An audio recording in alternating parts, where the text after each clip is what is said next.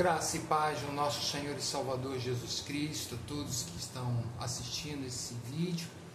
Estaremos dando início, a partir de agora, do estudo sobre história e teologia da Reforma Protestante. Reforma. O que vem à cabeça, na nossa mente, essa palavra reforma? Reforma é um conserto de algo que estava se deteriorando e precisa melhorar, precisa ser consertado. Assim como fazemos reforma em nossas casas, nós não derrubamos a casa inteira, modificamos aquilo que necessita ser modificado, ser restaurado, ser reformado. Então nós iremos ver a reforma protestante, a reforma religiosa, e vamos nessas aulas, sejam elas online, sejam elas gravadas ou, enfim, presenciais, nós estaremos estudando sobre os princípios norteadores dessa reforma, os antecedentes dessa reforma religiosa, reforma protestante, e as implicações que essa reforma tem, bem como a teologia da reforma, que até os nossos dias, nós estudamos, falamos, pensamos, nós metodistas que somos frutos diretos da igreja reformada, somos filhos diretos do anglicanismo e, por conseguinte, da reforma protestante, que para lá se alcançou, para a Inglaterra se atingiu. Então, de que forma, nesse primeiro encontro nosso, a gente vai fazer uma introdução ao que nós iremos ver no transcorrer de nossas aulas, A reforma protestante, ela está dentro de um contexto histórico de contestação de toda a imposição da Igreja Católica Apostólica Romana na Europa. A Igreja Católica que detinha poder econômico, poder político e também poder ideológico. Então surgiram movimentos de contestação a essa dominação católica. Surgiram movimentos de contestação, e o primeiro movimento não tinha necessariamente um cunho religioso, era um cunho artístico, que foi o movimento renascentista, onde se pautou muito pela valorização do homem em detrimento ao que era na Idade Média imposto pela Igreja Católica, onde Deus deveria ser o centro das atenções, Deus deveria ser o centro de todo pensamento, de toda obra, o centro de toda a verdade. Esses artistas, eles contestaram isso e mostraram o corpo humano, a perfeição do corpo humano, começaram, através de suas obras, a contestar todos os fundamentos que a Igreja Católica impunha. Desde princípios científicos, por exemplo, a Igreja Católica dizia que a Terra era plana e que o Sol girava ao redor da Terra. E cientistas renascentistas disseram que não, a Terra é que girava ao redor do Sol. Galileu Galilei foi o mais proeminente desses cientistas. Então, houve uma mudança de paradigmas frente ao domínio da Igreja Católica Apostólica Romana. Houve esse momento de contestação. Muitos pagaram com a sua vida. Muitos que eram considerados hereges, muitos que contrariavam os preceitos católicos e acabavam indo na fogueira da Inquisição, pagaram com as suas vidas. Mas se insistiu, houve uma insistência e, graças a Deus, o movimento de contestação prosseguiu. Então a reforma protestante, ou o luteranismo, que recebeu esse nome devido a Martinho Lutero, Em 1517, Martinho Lutero ele fixou na porta da catedral da cidade de Wittenberg um conjunto de críticas às condutas da Igreja Católica. Há um contexto em relação a isso. Quando Lutero traduz a Bíblia do latim para o alemão, ele percebe que muitas daquelas práticas que eram utilizadas pela Igreja Católica, na realidade eram condenadas pela Bíblia. Condenadas pela Bíblia. A Igreja era detentora do perdão, a Igreja ela era detentora de inúmeras formas de abuso espiritual. E diante daquilo que ele via, que ele lia na Bíblia, e mediante as práticas da Igreja Católica, ele fixou na igreja, na catedral de Wittenberg, as chamadas 95 teses, 95 críticas que ele estava ali estabelecendo em relação às práticas da Igreja Católica e o que a palavra do Senhor dizia. Lutero ele afirmava que a salvação é somente obtida mediante a fé. A salvação não se comprava. A salvação não era obtida por meios financeiros, mas era somente a fé. E não por uma aparência exterior de piedade, não por uma aparência externa de santidade, mas algo que deveria brotar de dentro para fora. Não por obras, nem por sacramentos. Ou seja, se você receber o sacramento lá nos últimos momentos de vida, receber os sacramentos, você será salvo. E Lutero, isso é o que a Igreja Católica afirmava, e Lutero combatia piamente, fortemente com isso. Então não eram os sacramentos. Ele negava a necessidade da intermediação entre Deus e os homens através dos sacerdotes. Os sacerdotes, eles não eram esse elo de aproximação entre as pessoas e Deus. Porque até hoje, dentro da visão católica, o padre ele tem essa função de ser esse mediador. Até durante muitos séculos o padre ele rezava a missa de costas para as pessoas e de frente para o altar, ou seja, se colocando numa atitude de mediação entre o povo e Deus.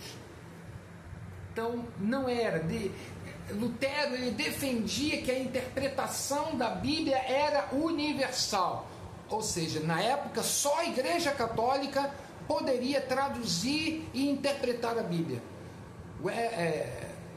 Lutero ele afirma não, as pessoas elas podem interpretar a Bíblia, todos aqueles que estudam a Bíblia podem interpretá-la, porque através do Espírito Santo, o Espírito Santo vai trazer o esclarecimento sobre aquele assunto. Então, ao traduzir a Bíblia para o alemão, ele possibilitou com que a Bíblia fosse a palavra do Senhor, as Sagradas Escrituras as pessoas tivessem um livre acesso a esse texto, às Sagradas Escrituras. A possibilidade de livre interpretação pela consciência aliada à imprensa, ou seja, lembre-se, Gutenberg ele inventou a imprensa e a partir daí houve o maior número de cópias dos textos bíblicos que poderiam ser adquiridos por todos. Antes somente os sacerdotes tinham acesso às Sagradas Escrituras. Com a invenção de Gutenberg da imprensa, com a publicação de Bíblias, isso se tornou também, as pessoas tiveram maior acesso a esses textos com um custo menor. Então houve essa possibilidade, né? A possibilidade de uma livre interpretação pelas pessoas. Houve uma difusão maior das Sagradas Escrituras, e isso colocou em xeque colocou ali contra a parede a necessidade dos padres serem esse intermediário junto ao povo para a interpretação dos textos sagrados, porque eles poderiam dar a interpretação de textos religiosos segundo o seu entendimento e interesse. Então a Igreja Católica, ela manipulava, naquela época, manipulava os textos, uma vez que o sacerdote, somente ele poderia interpretar, então ele manipulava os textos tal qual fosse o interesse dele ou da instituição católica. Infelizmente, nos nossos tempos, as pessoas estão voltando a ser manipuladas porque não buscam conhecer a palavra. E muitos falsos pastores, falsos líderes, manipulam os textos bíblicos para enganar, para roubar, para mentir, para justificar uma série de erros e uma série de práticas antibíblicas. Infelizmente, após o choque direto com a igreja, Lutero, ele teve as suas atitudes condenadas. Ele foi excomungado. O que é ser excomungado? É ser expulso da igreja. Naquele tempo, ser excomungado era a mais terrível, abaixo da morte, das condenações. A pessoa virava um pária na sociedade, ele era completamente excluído da sociedade, ele era completamente alijado de todos os direitos de estar e viver dentro de uma sociedade. Ele passou a ser perseguido pela Igreja Católica. Você talvez esteja se perguntando se houve tentativas anteriores, ainda durante a Idade Média, né? E aí a gente, ao estudar, nós iremos falar sobre isso. Houveram homens como Hus e Wycliffe, bem na Idade Média, que eles foram condenados com grande severidade. No caso de Hus, ele foi queimado vivo, foi para a fogueira. E apesar de toda a intolerância da igreja desde o século anterior, né? Por que Lutero não teve o mesmo destino daqueles que foram considerados hereges? Por que Lutero, da mesma forma que Hus e Wycliffe, por que ele, Lutero, não teve também o mesmo destino, já que também ele era considerado herege? O que significa ser herege? Ser herege é aquele que fala ou pratica alguma heresia. O que é heresia? É todo tipo e conjunto de ideias ou práticas contrárias, no caso naquele tempo, contrárias à Igreja Católica e contrárias às Sagradas Escrituras. Isso é heresia. Então isso era condenado. O que distinguiu Lutero é que ele contou com o apoio de vários príncipes. Lembrando que na época a Alemanha não era um país ainda, era uma série de reinos independentes, reinos da Boêmia, vários reinos ali que compunham os povos germânicos. Então vários desses príncipes, ao se depararem com as ideias de Lutero, tocados pelas ideias, mas sobretudo enxergando ali na prática, nas ideias de Lutero, uma forma de diminuir o poder político e econômico da Igreja Católica, decidiram apoiar Lutero. Como já diria nossos avós, quem tem amigo rico não morre pagão, né? Então ele teve esse apoio e isso garantiu que ele sobrevivesse, que ele continuasse vivo, né? E grande parte da população também o apoiou, o protegeu, o guardou. Além disso, a partir da década de 1530, uma nova religião instituída por Augsburgo foi adotada por muitos desses principados, por muitos desses reinos. Então, enquanto Lutero era acolhido por seu protetor, um príncipe chamado Frederico da Saxônia, e diversos nobres alemães se aproveitaram da situação como uma oportunidade de tomar, como já disse, não somente tomar o poder, mas inúmeros bens da Igreja Católica. Houve então aí uma cisão, uma separação da religiosidade daquele povo com o poderio da Igreja Católica. Assim, a Reforma Protestante foi o ponto culminante de movimento de contestação. Por isso que o protestante, de contestar contra o poderio da Igreja Católica. Contestação a esse poder, protesto contra esse poder, contra a atuação, contra a ação da Igreja Católica. Posteriormente, outros movimentos saídos dessa reforma protestante, saídos do luteranismo, se espalharam pela Europa, se espalharam através dos séculos. Vemos isso, por exemplo, no calvinismo. Calvinismo, qual é a origem do calvinismo? Calvino, João Calvino, né, que nasceu em 1509, morreu em 1564, ele pegou todo o início, todo o caminho, o caminhar da reforma protestante e adotou para o seu país. Ele era francês e estudou teologia e direito e aderiu às ideias protestantes de Lutero, dando expansão à reforma protestante. Em 1534, quando as autoridades católicas francesas, por intolerância religiosa, começaram a perseguir os protestantes, Calvino fugiu para a Suíça, onde o movimento reformador já estava se desenvolvendo. E aí ele escreveu as instituições cristãs e começou a pregar a sua doutrina. De acordo com a região que se expandiu, o calvinismo recebeu outro nome. No caso, na França, eles receberam huguenotes.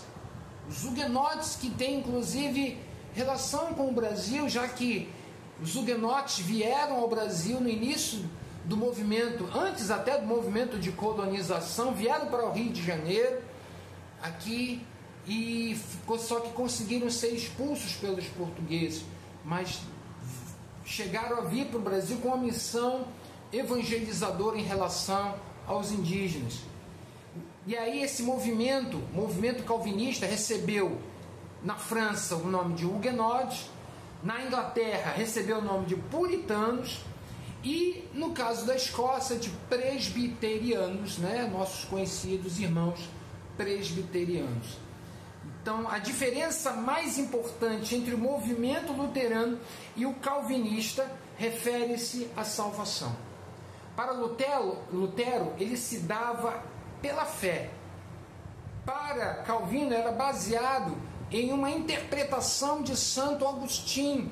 A salvação acontecia pela predestinação, o que significa que nós viemos ao mundo predestinados por Deus a sermos salvos ou condenados. Essa é uma discussão que a gente vai se aprofundar mais à frente.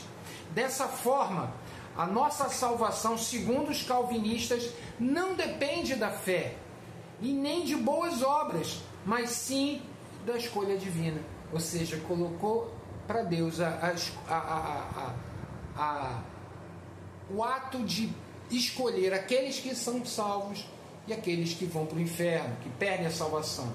E como sabermos se seremos salvos?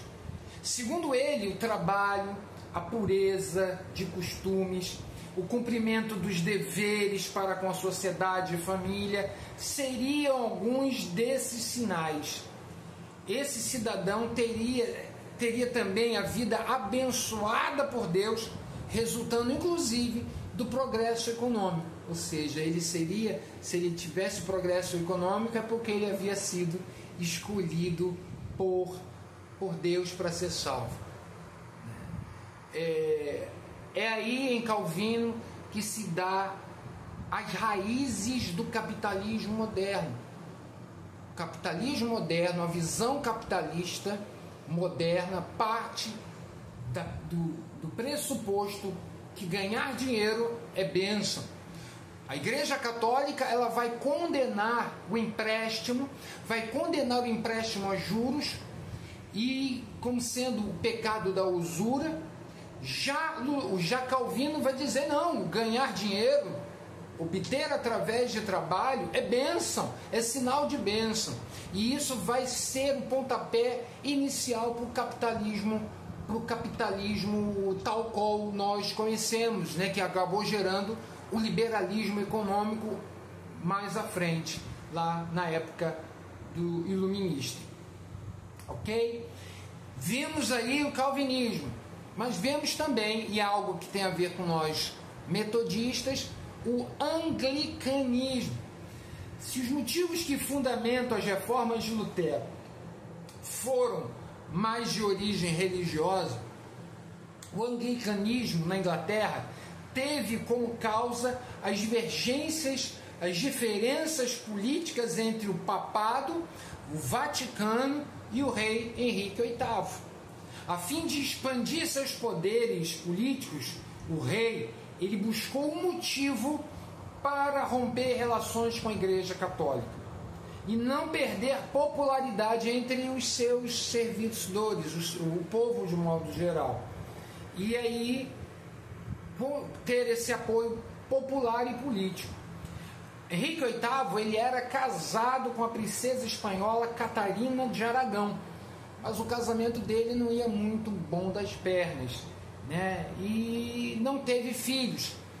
Não tendo filhos, isso era muito grave dentro de uma visão de que uma dinastia ela deveria governar pai para o filho, eles que deveriam governar. E se uma mulher não tivesse filhos, então naquela época havia a ideia de que poderia, pelo menos dentro de uma visão não católica, poderia ter uma concubina, por exemplo.